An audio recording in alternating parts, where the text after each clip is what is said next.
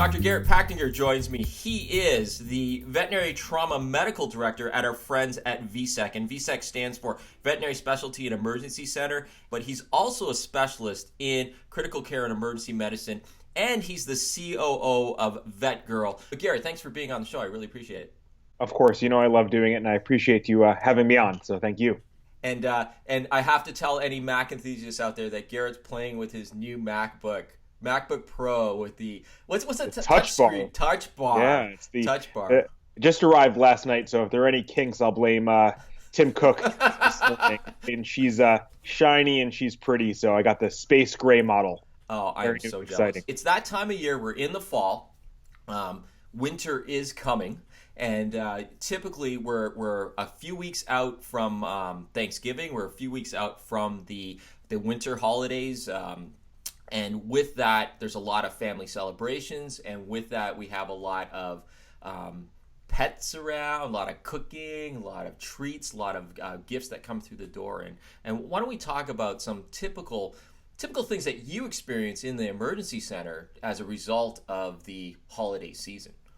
Of course. And I think one of the first things that I would love to say is that we're doing this because even though we're both veterinarians and see patients, we would prefer, in a sense, that you don't come in with an emergency. So it's not sort of counterintuitive to my profession as an emergency and critical care specialist, but everything we do is really education to the point where we don't want you to show up on a holiday. It's the last thing you want to do with friends and family there is to have to leave or to call the poison control center, for example, because they have access to something they shouldn't. So everything we do really is to make sure you don't have an emergency and have to rush out of the house during the holiday time. But I definitely think there are a couple of good points, and some of them may seem like common sense, but when you're in the fun of the environment and with family and friends, you don't think about these things. And I hope that if we plan ahead and talk about them now, they'll stay within your mind and you'll remember them for that holiday time.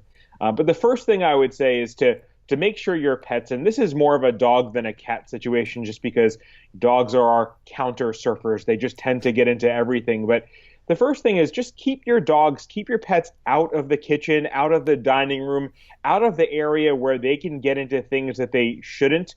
We all know you leave the room, you put the turkey on the table for Thanksgiving with the stuffing, you leave the room, and then Fluffy is 2 paws on the table and half the turkey is gone, including the bones and everything else. So really just try to avoid the situations by keeping them out of the area where they can get into trouble.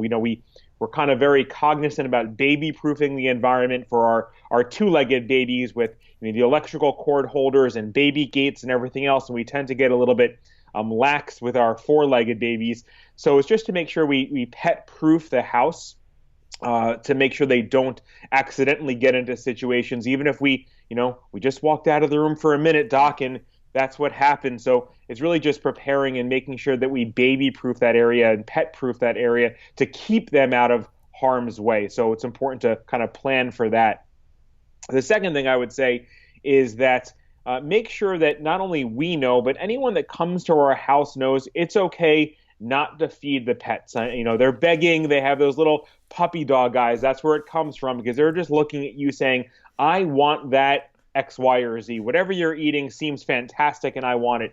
And it's kind of like, you go to the zoo and it's don't feed the bears. You go to the park, don't feed the bears, don't feed the wildlife. Well, here, don't feed the wildlife in your house. And it's okay to say that.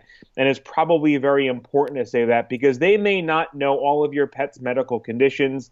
They may not know allergies, whether it's food allergies or something else. And especially if your pet's on a diet trial for skin disease or gastrointestinal disease, just one piece of turkey or chicken or whatever else you are feeding can ruin weeks worth of hard work on your part. So it's okay to tell people, do not feed my pets. Please don't feed my pets because they may not be veterinary or pet savvy. They may not know what is toxic to dogs or toxic to cats and what your dog is even just sensitive to. Maybe it's not toxic, but your dog has a very weak stomach. They're not an iron stomach pet, and anything they eat which is different causes them stomach upset. So it is absolutely okay to remind your guests not to feed your pets. And quite honestly, it can save you lots of time, money, and headache later with veterinary visits for just general stomach upset or even toxicity. So it's okay. It's definitely okay. And I guess the third thing I would say,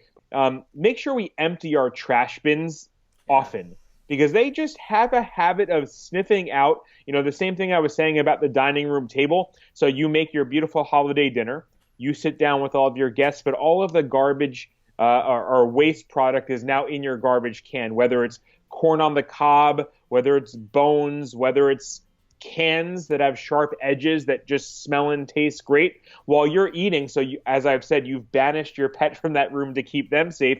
Now they're roaming the house and now they have access to garbage, and they're great about opening it up, knocking it over, getting into things they shouldn't. So you finish your relaxing dinner and come out to garbage all over, and now you're wondering what your dog ate or why there's unfortunately blood on the floor if they cut their mouth or tongue on that sharp edge of can of the cranberry sauce or sweet potatoes or whatever that is.